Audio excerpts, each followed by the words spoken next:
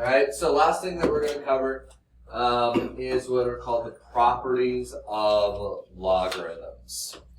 A lot of times we can expand and condense various logarithmic equations in order to solve or simplify or do a bunch of different things. Okay? Now I said we can expand or condense. Usually we're condensing it into a single logarithm, but oftentimes we can expand it, which may make parts of it easier to simplify or solve. Okay? So we need to go back and forth. We've got a few different properties. The first one is the product property. What does product mean? Multiply, right? So when we are multiplying, not logarithms, but multiplying arguments within a logarithm, okay?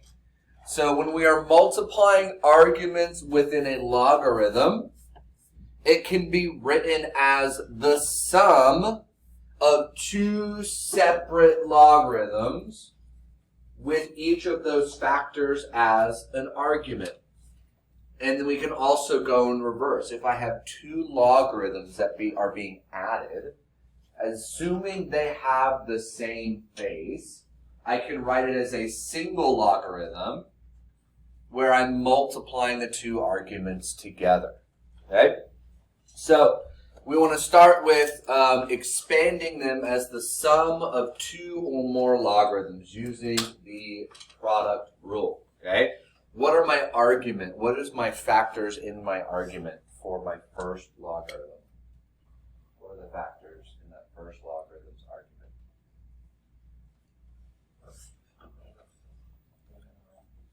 Say again. What are the factors in the argument? 3 and 11. Okay? So we can take the factors and we can write it as two logarithms, each that have their own argument. One of each of those factors.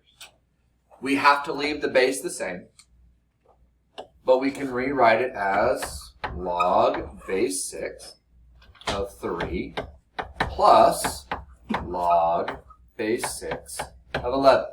Those are equivalent expressions, so we can break it apart.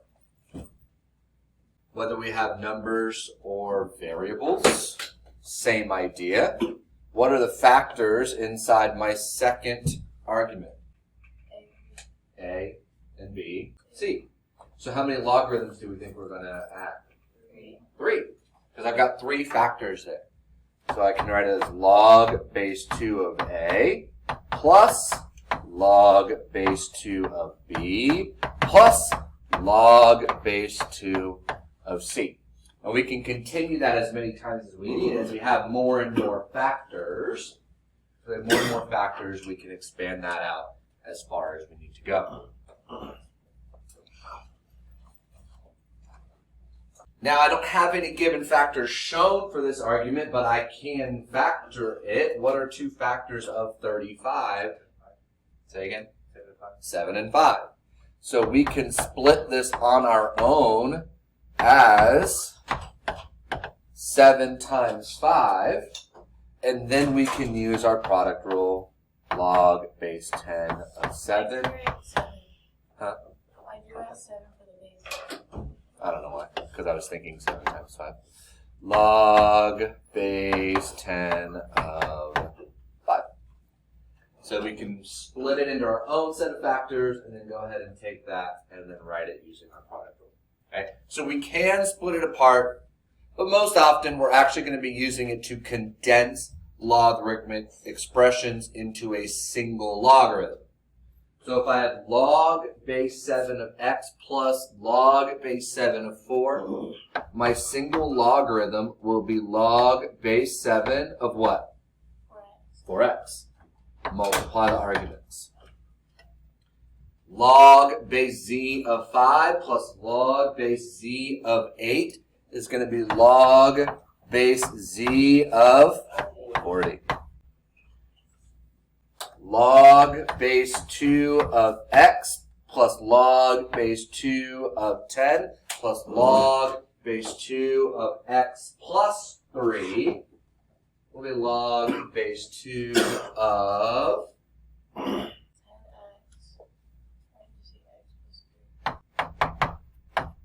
and then go ahead and distribute that. What do we get? But there's another F. I put it back in there. I left it out. Squared plus. Okay, so we can condense it into a single logarithm. I don't know why this O looks like a 0. There we go. That's better. And that's our product rule. Turns a sum of logarithms into a single logarithm where we're multiplying the arguments. The quotient property. What does quotient mean? Divide. Okay? So if our product rule says when we're multiplying arguments, we can write it as the sum of logarithms. If we're dividing arguments, what do you think we can write it as? Subtraction. When we're dividing factors in an argument, we can write it as the difference of 2 or more logarithms. And if I'm subtracting 2 or more logarithms, I can write it as a division of an argument under 1 logarithm. So, same idea. Log base 6 of u over v will be log base 6 of what? U, and then minus log base 6 of v. Log base 6 of u minus log base 6 of v. What about b? What are we going to have? Log base Yep. 6 minus log base 5. Good. All right. Does it matter like the order? Yes, the denominator needs to be what's being subtracted. Yes. Oh, okay, so I was going to why is it? Because we're dividing. The quotient rule says when we're dividing, we subtract. Oh. Product rule says when we're multiplying, we add. Division is subtract. Well, do we divide 0.5 divided? No, we're not going to divide by 2. What we're going to do is we're actually going to take 0.75 and we're going to write it as a fraction. What is 0.75? So now we have log base 2 of 3/4. So then we can write it as the difference of 2 more logarithms. Log base 2 of what? 3 minus log base 2 of 4.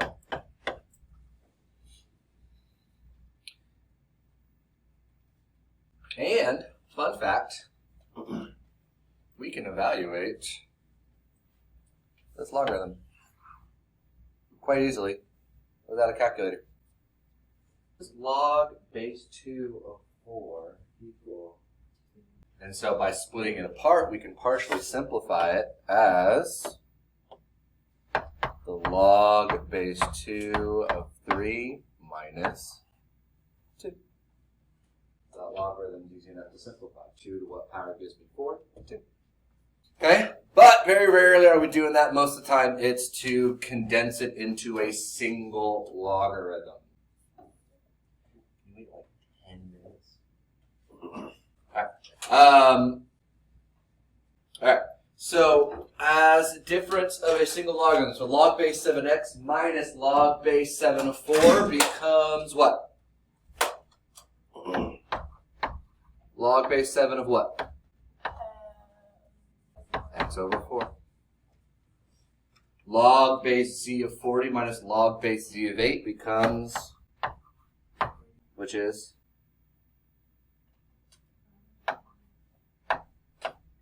Of 8 gives us 5. Log base 4 of x minus log base 4 of 10 minus log base 4 of x plus 3.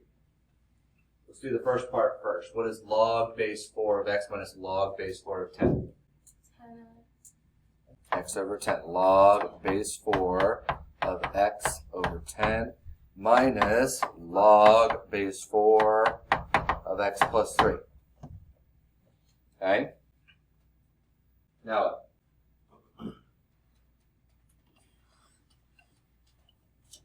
What are we going to do with x over 10 and x plus 3? Divide them. Well, when we're dividing by a fraction, what do we actually want? Multiply by what? Logarithms from Nope. this here. Nope.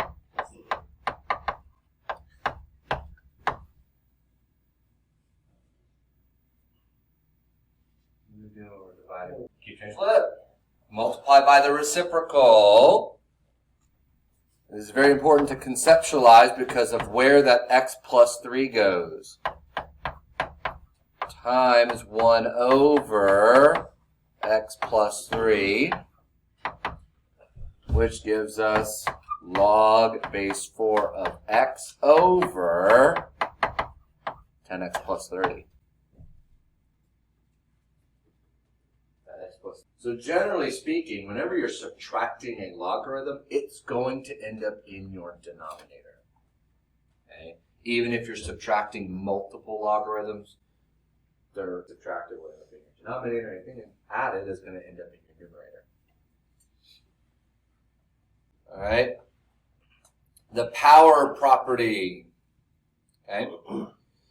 Power property states that if we have a logarithm with an argument being raised to a power, then we can actually just multiply the logarithm by that exponent. It's an extension really of the addition or the product property. Okay, so as it's an addition of product property, so we have this power rule that lets us multiply instead. So we look at the exponent, and then we just take that exponent and we bring it to the front to end up with our new one. And if we want to go in reverse, if I'm multiplying our logarithm by a factor, I can just bring it up as an exponent into the argument. Okay? So we want to use the power property to rewrite the expression. So log base 7 of x to the negative third is the same as having negative 3 times log base 7 of x. When I have the third root of x, how can I write that using exponent notation? Log base 5 of x to what power? Say again? It's not to the third power. We have radical notation and exponential notation. How do we convert the third root of x into x to what power? The third power? As in this? No. The cube root of x is not equal x to the third. I had fractional exponents and yesterday on your assignment. Third root of x is x to what power? Not negative. Negative gives us reciprocal. What exponent gives us radicals? Third. 1/3. 1/3. Fractional exponents give us radicals. So the cube root of x becomes x to the 1/3. Now we can apply our power property. 1/3 times the logarithm base 5 of x. For C, how can I rewrite 25 so that I can use the power? Say again. 5 what? 5 squared. Which then turns into 2 times log base x of 5. So we can apply that power rule. And then so now what we're going to be doing more often than not is combining those properties to either simplify or expand the logarithm as directed.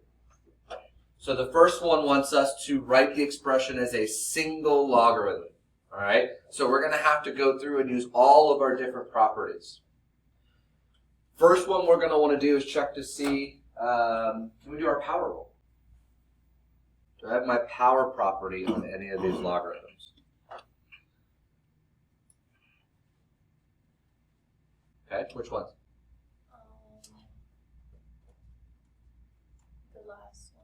Okay. Any others? And the first one. 2 log base 5 of x becomes log base 5 of what? Squared. Okay. Plus log base 5 of 4 minus 3 log base 5 of x plus 5 becomes what? Log base 5 of x plus 5 to the third power. Now we can go ahead and apply our product and our quotient rules. We'll just go from left to right. Alright, so if I have log base 5 of x squared plus log base 5 of 4, what does that simplify to? Log base 5 of what?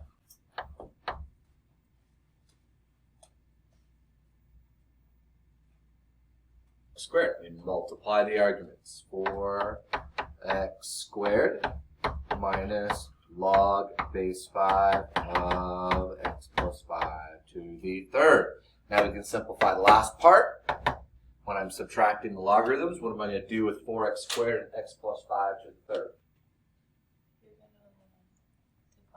So log base 5, 4x squared over x plus 5 to the third. One big logarithm.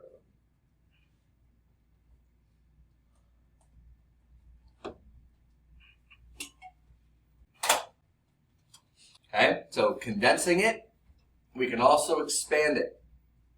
Log base b of x to the third y over the square, or sorry, x to the third z over the square root of y. Okay, so we kind of want to break it apart into sums and differences first, and we're going to deal with the power rule last. So what logarithms could we write to break that apart? What operations will we have?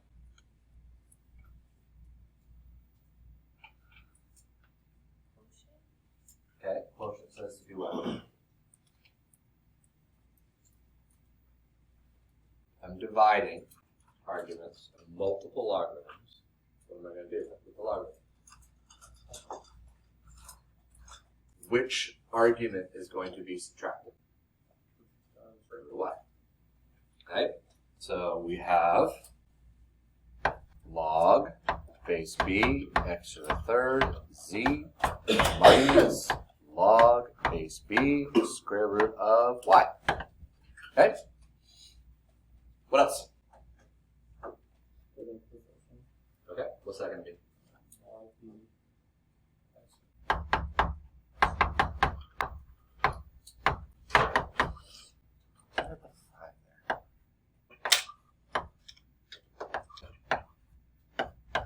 Okay, so x to the third times z becomes log base b x to the third plus log base b z, and then we still have minus log base b the square root of y. Now what?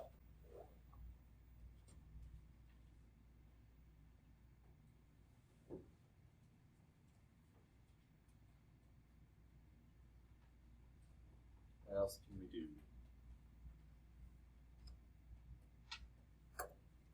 I don't want to put it together because I'm just undoing what I just did. Okay, so we have 3 log base b of x plus log base b of z. Write a better z. There we go. Minus log base b square root of y. I can do one more thing. And then use our power rule there as well. So 3 log b x log base b of z minus, this becomes y to the 1/2, so we get 1/2 log base b of y, and now it is completely expanded using those properties.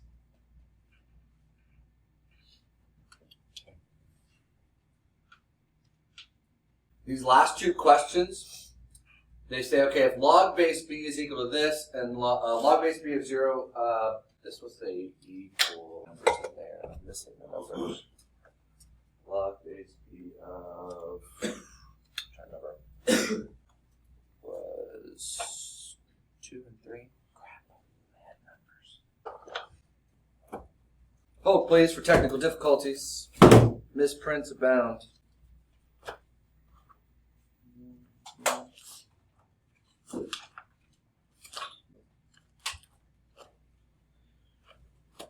There, okay. Log base b of 2 and log base b of 3. That's what I thought. Log base b of 2 equals 0.43.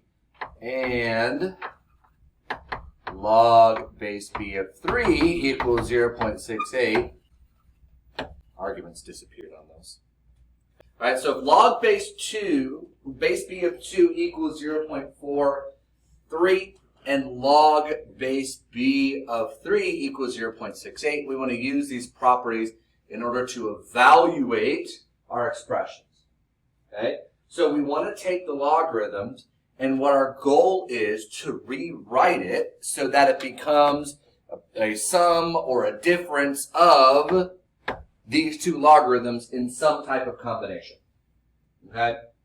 So we want to think about getting it so that our arguments are 2 and 3. All right?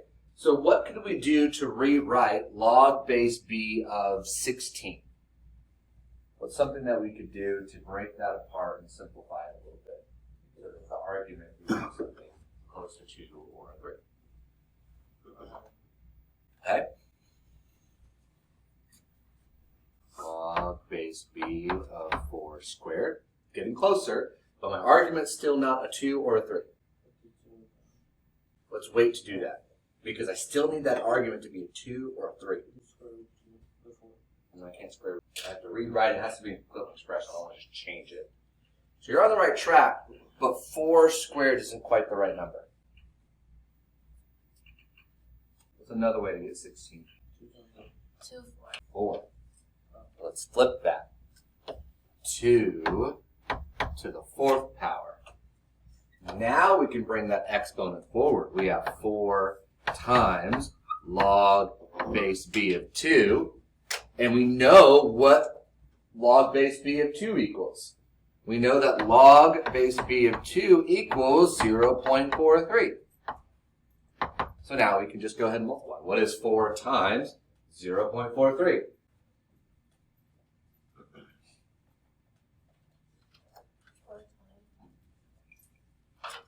1.72. 1.72. So we're able to use the given information and then our properties to rewrite it to match up with one of those logarithms so that we can go ahead and solve. All right, let's do the same thing with b. What can we do to rewrite it? Log base b, 4th root of 3 over 2. Wait. Yep, that's our answer. Log base b of 16 equals 1.72.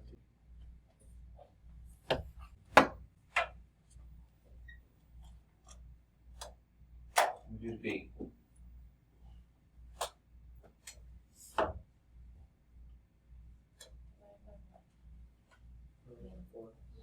What power? Let's get rid of that root.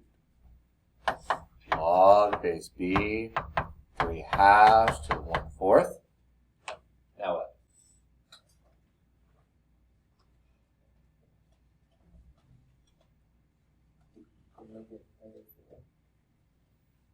We're not going to make it negative 4.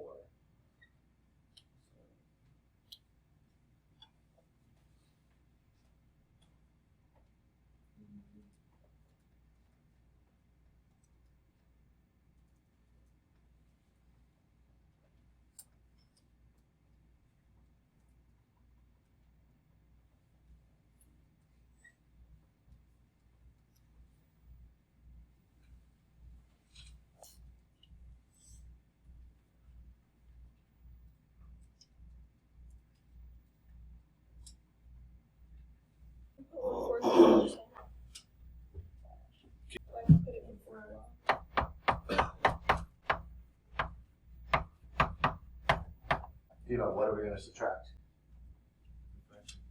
Okay, so what's it going to look like?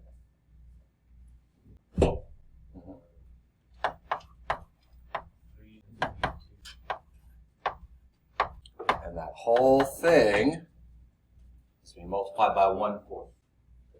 The entire logarithm is multiplied by 1/4, so when we split it apart, the entire thing is being multiplied by 1. Now, we know what log base b of 3 equals. We know what log base b of 2 equals. We can replace it with the two values given. So we have 1/4 times 0.68 minus 0.43. What is 0.68 minus 0.43?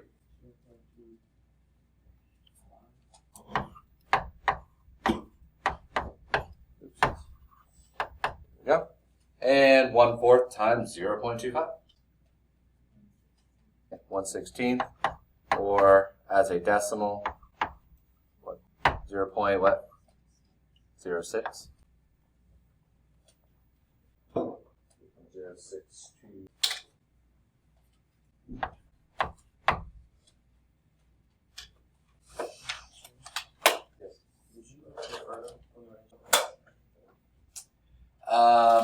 If it doesn't specify, okay, our general rule for everything else, if it doesn't specify, either one is fine as long as you're not rounding the decimal.